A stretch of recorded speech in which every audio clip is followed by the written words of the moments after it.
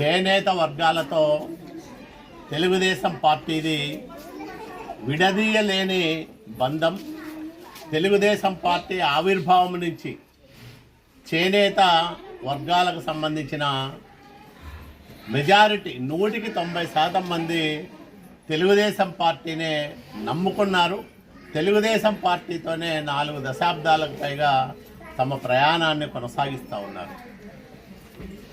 చేనేత దినోత్సవ సందర్భంగా చేనేత కుటుంబ సభ్యులందరికీ శుభాకాంక్షలు తెలియజేస్తూ ఉన్నా.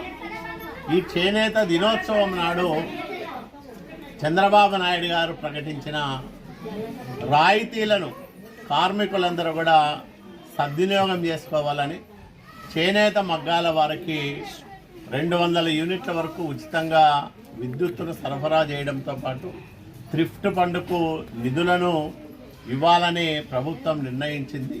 ఇవే కాకుండా చేనేత కార్మికులకు అడుగడుగున తెలుగుదేశం ప్రభుత్వం, ఈరోజు ఎన్డీఏ ప్రభుత్వం అండగా వస్తూ ఉన్నాయి.